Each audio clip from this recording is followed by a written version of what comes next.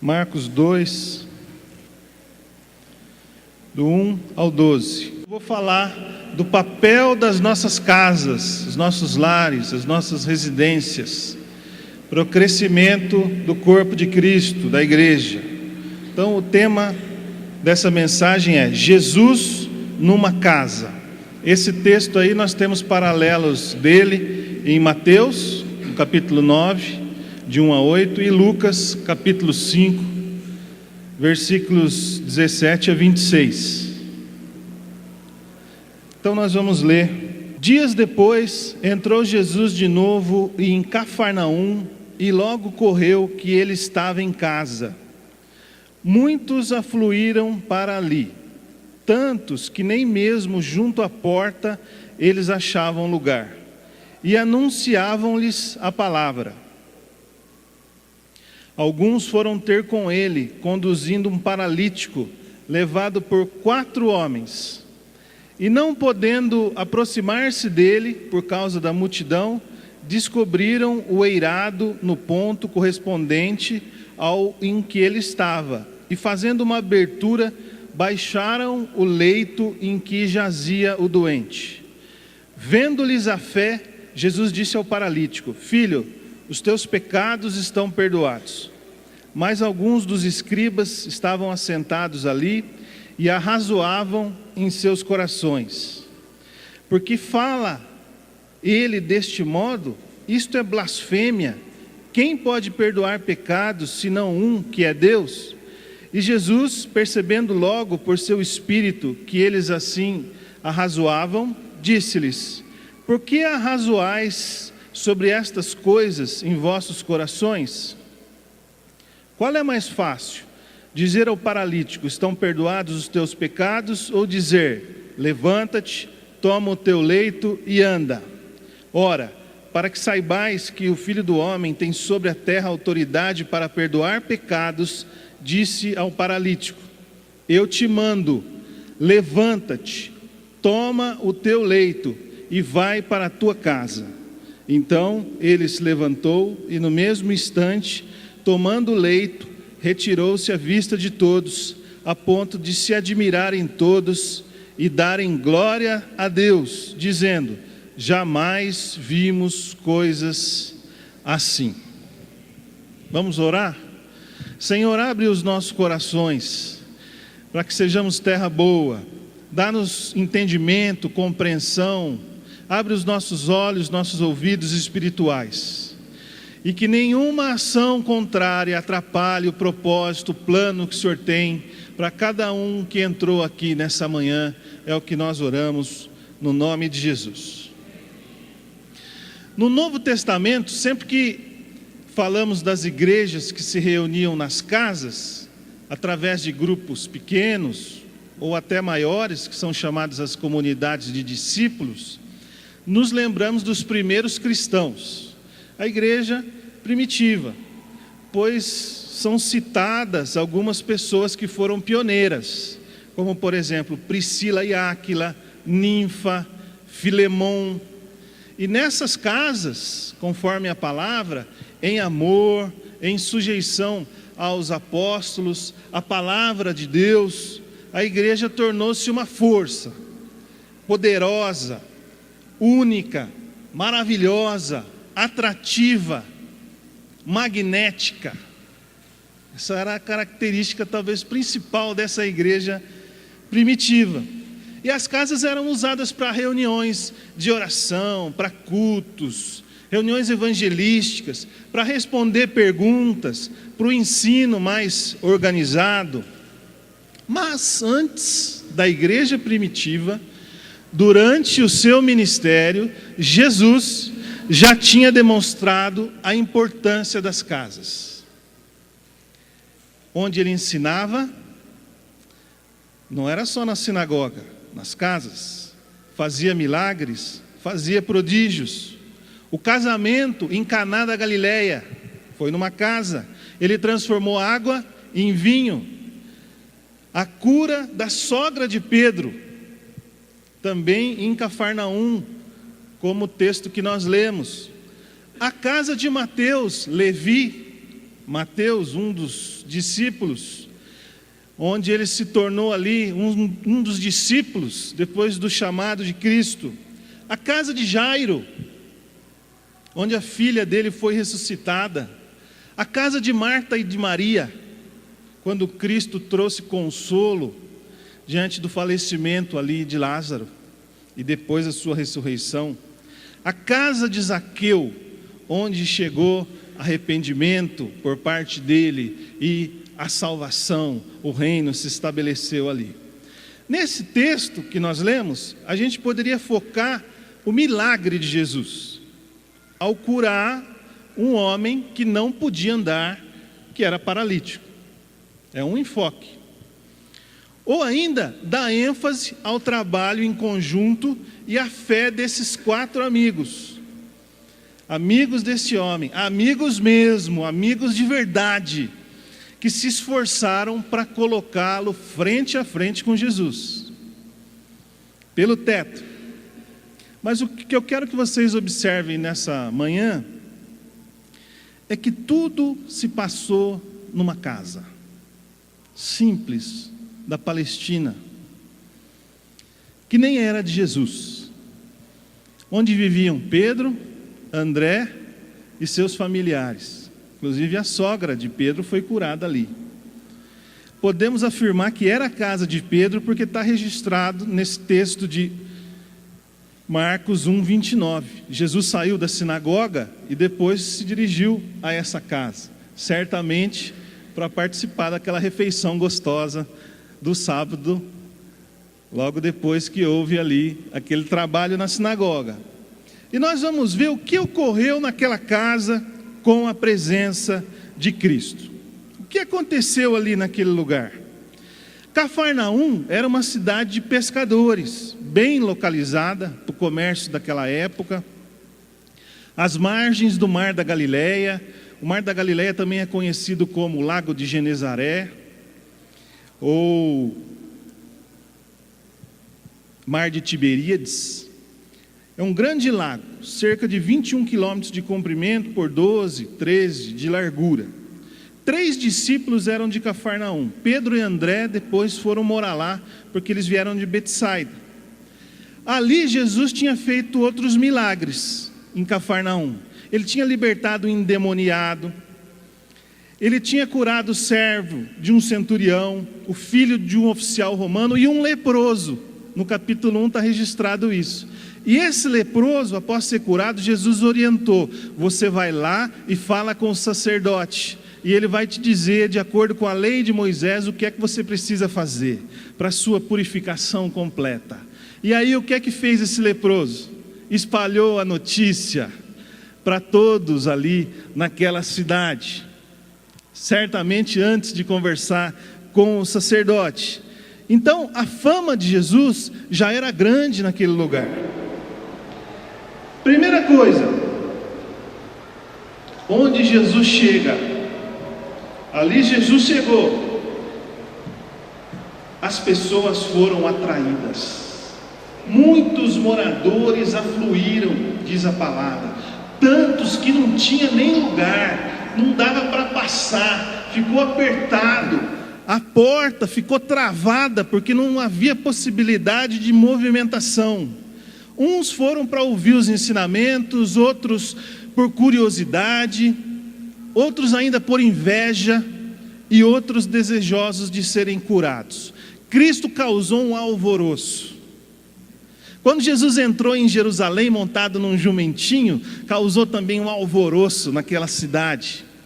As pessoas iam ali colocando as suas vestes no chão, levantando suas palmas, não é? Para que Jesus, o rei que chegou, pudesse ser aclamado. E é interessante que nessa entrada de Jesus em Jerusalém, eu separei aqui um versículo. Jesus diz assim, que quando eu for levantado da terra, atrairei todos a mim mesmo. Jesus atrai, Ele chama a nossa atenção, Ele chamou a atenção daquelas pessoas naquele lugar. Ele fazia incursões por outras cidades da Galileia, outras cidades ali vizinhas, mas a base, o centro, o quartel-general era em Cafarnaum, onde estava a casa de Pedro. E quando Jesus voltava para lá, as pessoas queriam encontrá-lo, as pessoas queriam ter contato com ele, as pessoas queriam ouvi-lo.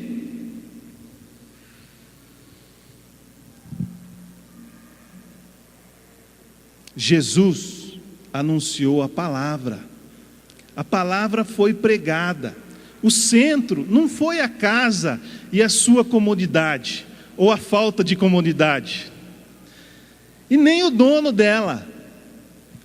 Tudo isso aconteceu ali. O centro foi Jesus, a presença de Jesus naquele lugar. E o que ele falou? O que ele falava sempre. Quando estava em Cafarnaum, quando estava na Galileia, em cidades vizinhas, o tempo está cumprido, o reino de Deus está próximo. Arrependei-vos e crede no Evangelho. Creiam que eu vim do Pai. Mudem radicalmente a vida de vocês. Mudem suas mentes, suas atitudes, suas direções. Convertam-se do caminho que vocês estão indo para a morte, para o novo caminho de vida, que sou eu. Porque eu sou o caminho, a verdade e a vida. Porque eu sou a ressurreição e a vida. Quem crê em mim, ainda que morra, viverá. O ladrão vem para roubar, matar e destruir, mas eu vim para que vocês tenham vida e vida em abundância. E Jesus falava ali naquele lugar. A própria palavra viva, presente.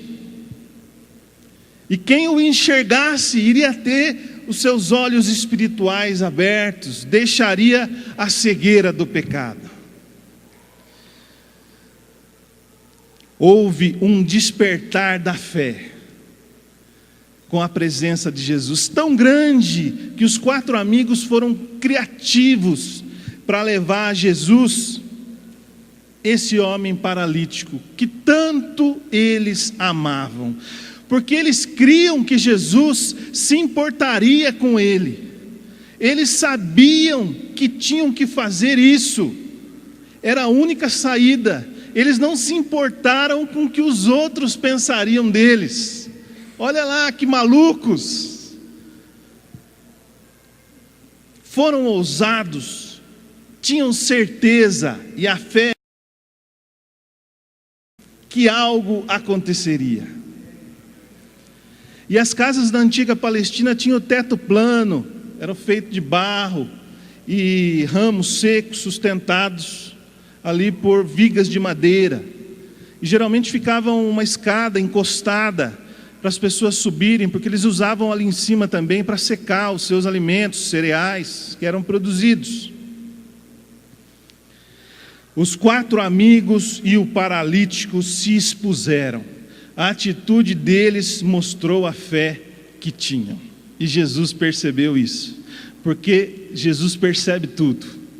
Não é possível nós escondermos dele. Ele é não só onipresente, onipotente, como é também onisciente.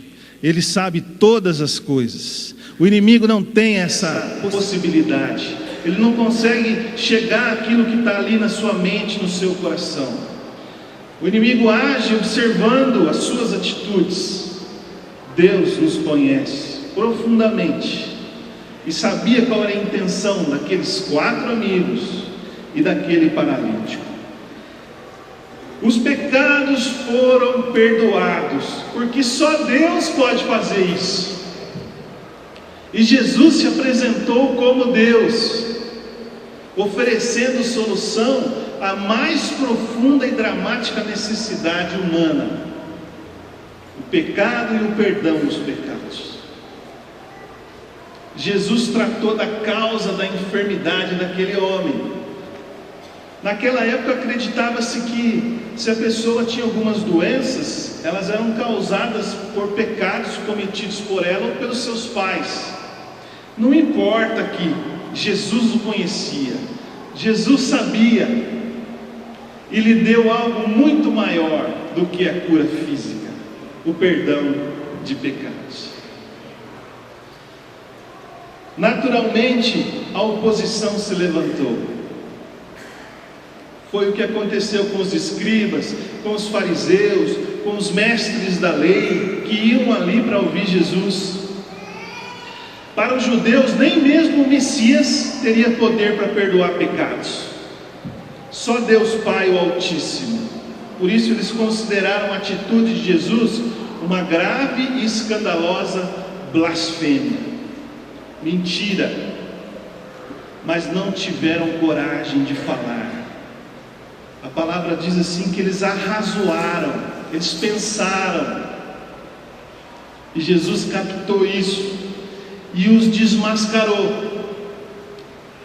E mostrou ali o que é que estava se passando com aquelas pessoas. E Cristo exerceu a sua autoridade. A autoridade de Cristo se manifestou. Ele encerra a conversa com aqueles hipócritas e mostra a todos ali o milagre da cura. Presta atenção aqui. Dá um cutucão a quem está do teu lado e fala assim: olha, o Marco vai falar uma coisa importante agora. Fica ligado.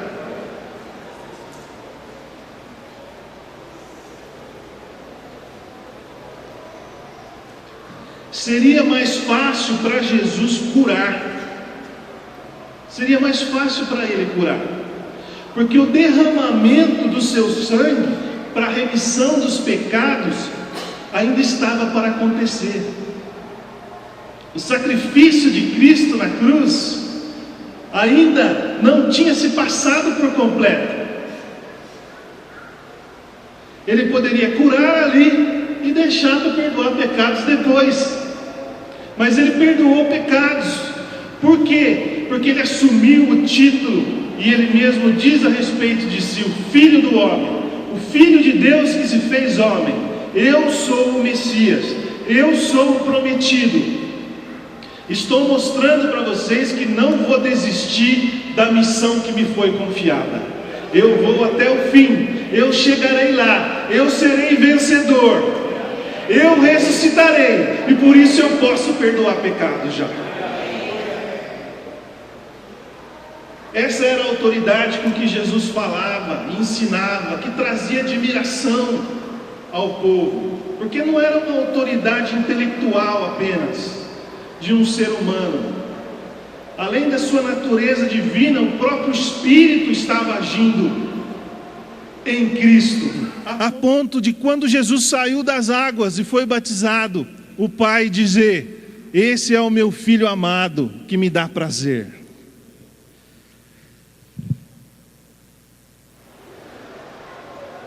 O reino de Deus foi estabelecido. Não só naquela casa onde Jesus estava, que Pedro cedeu. Não só. Mas na do homem curado. Para onde ele foi mandado de volta? Olha aí na tua palavra. Quer ver? Ó? Vamos pegar esse versículo. Versículo 11: eu te mando, levanta-te, toma o teu leito e vai para a tua casa. Vai para a tua casa, meu filho. Volta para lá. Conta tudo o que se passou com você. O governo de Cristo chegou na vida daquele homem. O rei deu ordens: pega a maca, pega a tua cama e leva junto e vai para a tua casa. Deus quer ou não quer abençoar as nossas casas?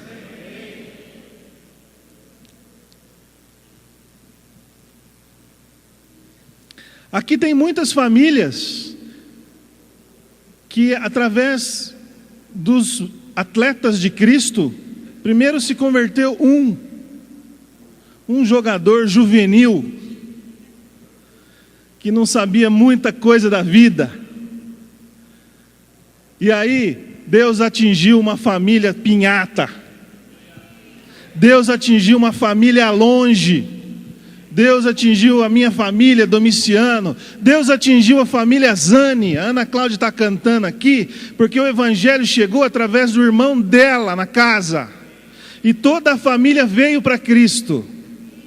Vai para a tua casa. É na tua casa que que precisamos compartilhar aquilo que temos recebido, junto aos nossos. A minha mãe não está aqui hoje, mas ela começou a perceber uma diferença quando o reino chegou na minha vida. E isso chamou tanta atenção dela, que ela quis saber que tipo de lavagem cerebral tinham feito no menino.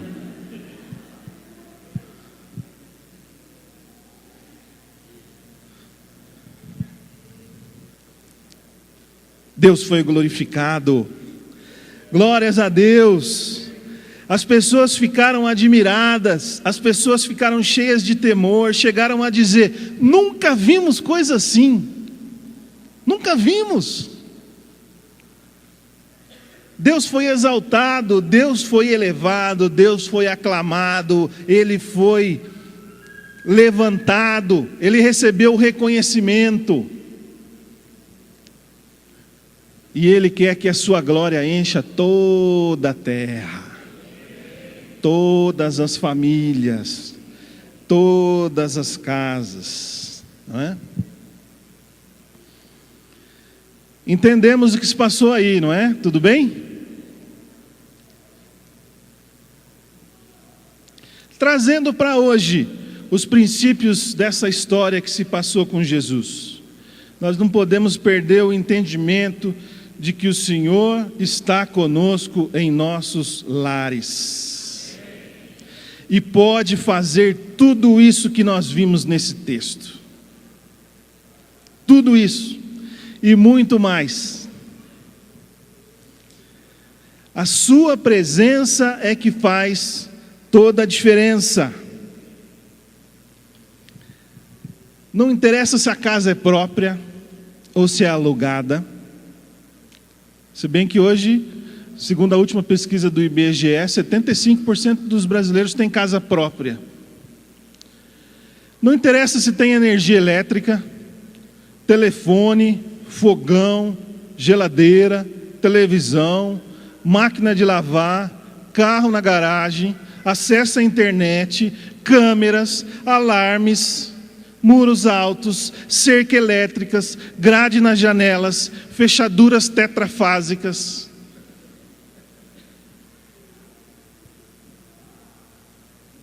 O importante é quem está nessa casa,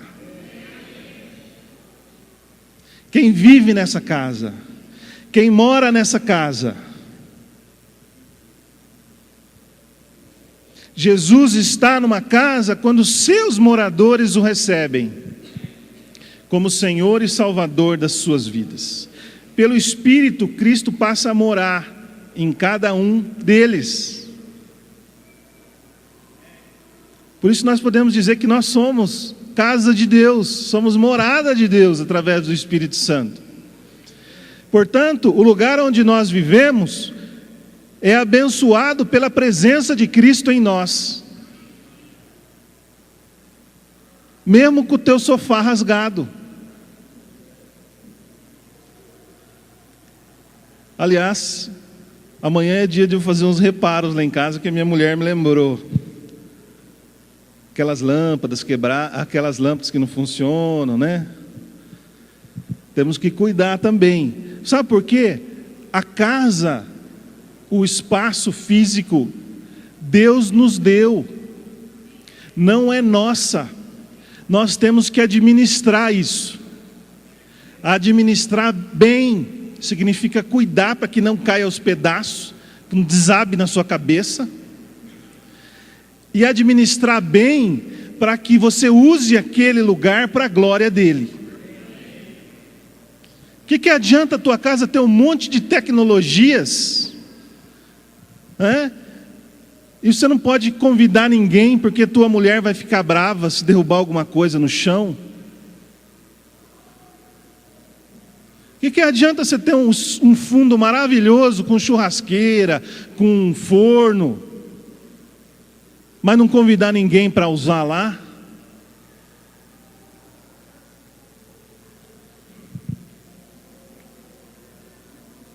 Jesus também está numa casa quando 2 ou 3 estão reunidos no nome dele. Ele falou: quando 2 ou 3 estão reunidos no meu nome, eu estou no meio deles. Ontem eu estive com Jesus, ele esteve comigo e mais a Maria na casa do seu João, aqui na Vila Santista. E aí o seu João, enquanto a gente lia um trecho da palavra, colocou um pão na mesa que a esposa tinha acabado de fazer quentinho, um salgado e um doce. E nós partilhamos daquele momento ali de comunhão. Você sabe, quando vai visita na nossa casa, nós somos abençoados, né? Nós que moramos lá. As coisas melhoram, não é verdade? Aquela comida assim, que estava meio sumida, de repente volta tudo, aparece tudo. Ainda bem, né? A igreja reunida numa casa me encanta.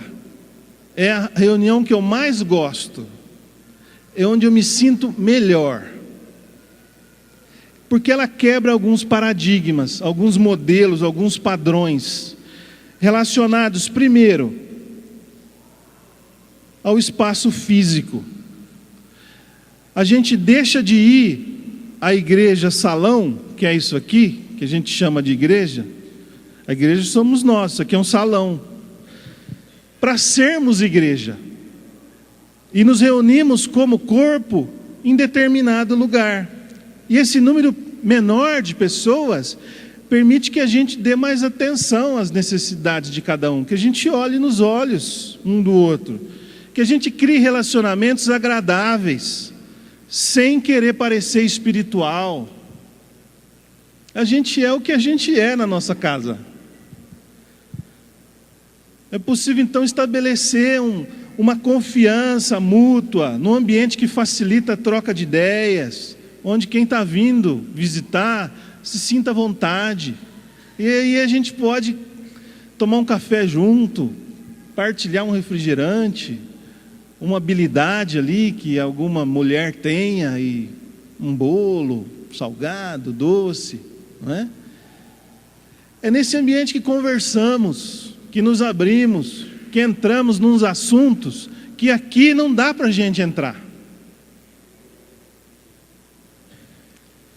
Vocês precisam ver a reunião dos homens. A hora que formou as rodinhas, aquilo começou a borbulhar assim, dos assuntos, não é? É coisa que não dá para falar. Se não estivermos mais chegados, mais próximos, se a gente não tiver confiança, é claro que a gente pode aproveitar o espaço que já existe na casa, seus facilitadores, como energia elétrica, móveis, cadeira, né, até lugar para as crianças. Isso é muito bom, porque você não precisa nem gastar dinheiro e nem esperar até que seja construído um lugar onde você possa se reunir. Outra coisa importante é a liderança, porque quebra aquele negócio do pastor que dirige o grupo. Não, pode ser o dono da casa, pode ser alguém que o dono da casa teve a indicação para estar à frente, sem ter, entre aspas, o título.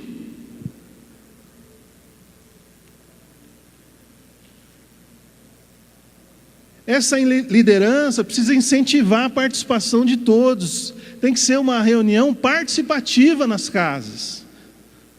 Não é como aqui, a hora que você está falando, todo mundo está ouvindo. Alguém, eu tenho certeza, que gostaria de dar uma opinião agora, ou falar alguma coisa. Alguém quer falar alguma coisa? Levanta a mão. Pode levantar, não vou deixar falar.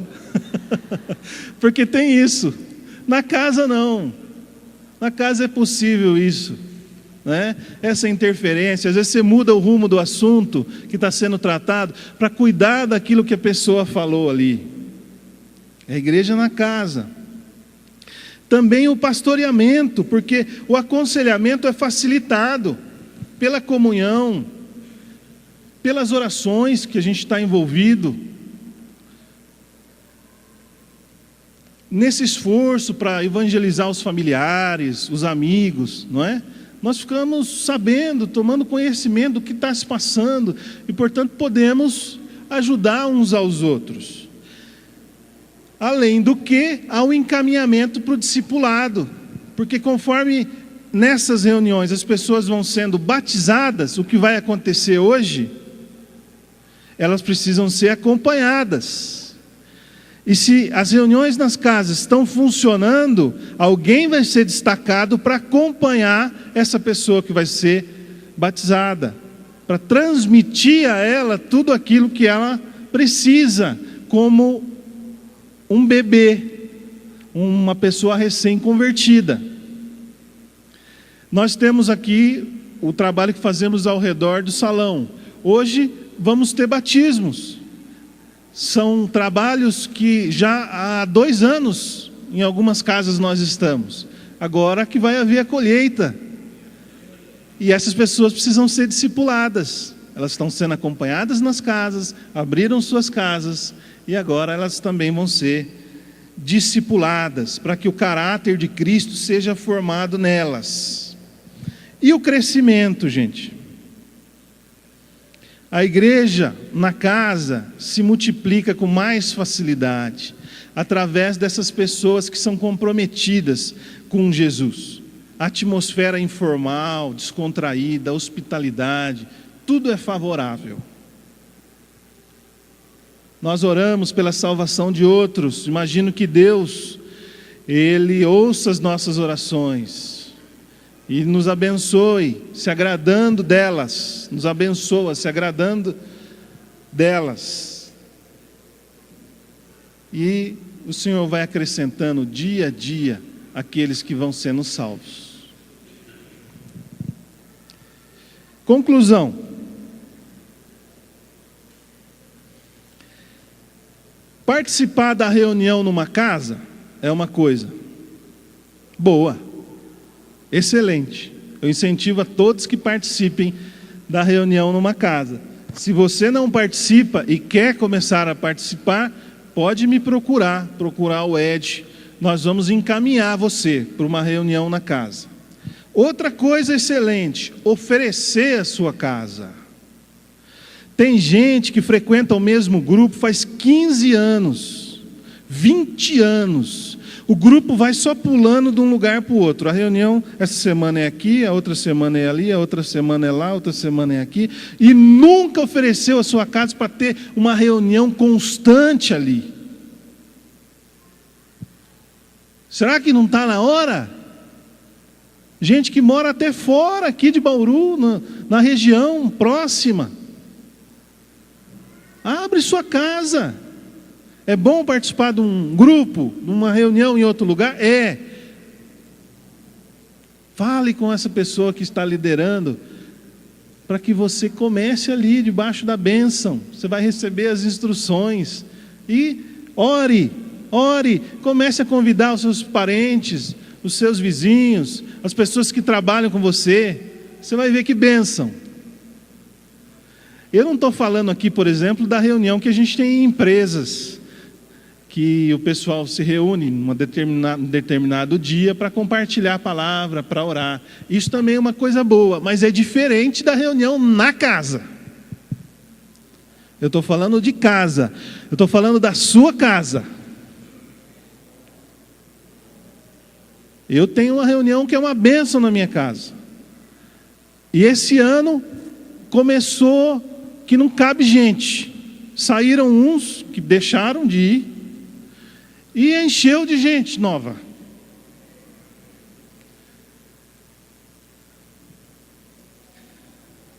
Então é o seguinte: participar da reunião numa casa e oferecer a casa para ter ali momentos de comunhão com as pessoas convidadas e com Deus, estão dentro do plano divino. estão dentro do plano de Deus para cada um dos seus filhos. Pode cutucar e falar, ó, reunião na casa está dentro do plano de Deus. Pode falar para quem está perto de você aí. Jesus se reunia na casa. A igreja se reunia na casa no começo. Ah, Marcos, mas tinha perseguição e tudo isso. É bom você começar a se reunir já antes que tenha perseguição. Porque a hora que tiver, vocês vão estar fortalecidos na casa. Se você não participa, presta atenção nisso. Você pode estar retardando o seu amadurecimento como cristão. Isso é sério. Eu fiquei anos sem participar de um grupo na casa.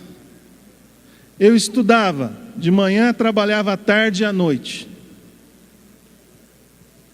Depois eu estudava à noite, trabalhava de manhã e à tarde. Aí casei. Fiquei anos. Isso não foi bom para mim. Fez falta. Porque eu estava acostumado com aquele ambiente gostoso de compartilhamento. Nós podemos abrir um horário, um espaço na nossa agenda. Isso depende de cada um de nós. Quem sabe é o dia que você vai reservar para não fazer churrasco com os amigos, ou não assistir um jogo de basquete e nem jogar tênis, para fazer uma reunião na tua casa. Depende do nosso esforço.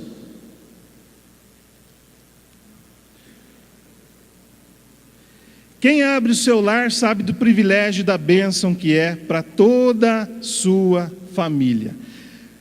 Quando Jesus está na nossa vida, Ele está na nossa casa. Aí há um testemunho verdadeiro. Está escrito ali, ó. Esse testemunho atrai as pessoas. Os nossos parentes, amigos, colegas são atraídos para conferir o que se passa. Aí então a palavra é pregada. O que eu estou apresentando aqui é o que aconteceu na casa em que Jesus estava. Testemunho atraiu. A palavra compartilhada. Isso desperta a fé, porque a fé vem pelo ouvir a palavra. Uma vez que a palavra é pregada, a fé é despertada na vida das pessoas.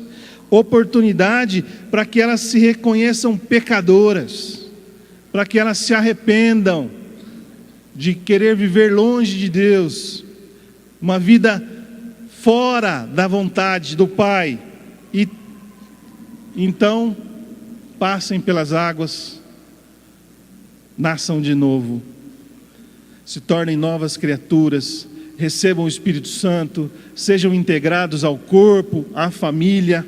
Os pecados são perdoados por causa do arrependimento. E pode ser que se levante oposição, mas a autoridade de Cristo vai prevalecer. Seu reino será estabelecido em outros lares, não só no seu, mas em outros. E aí, Deus vai continuar sendo glorificado. Assim como foi naquela casa, vai ser glorificado na tua casa. E na casa de quem frequentar a tua casa. Porque essas pessoas vão ter experiências tão vivas e profundas com Deus, que elas vão contar para outras pessoas que vivem com elas. Aí você pode dizer assim: o começo foi o título, Jesus numa casa. Que tal agora? Jesus em minha casa. tvcmc.com.br é o nosso canal para compartilhar o Evangelho do Reino de Deus e o senhorio de Jesus Cristo.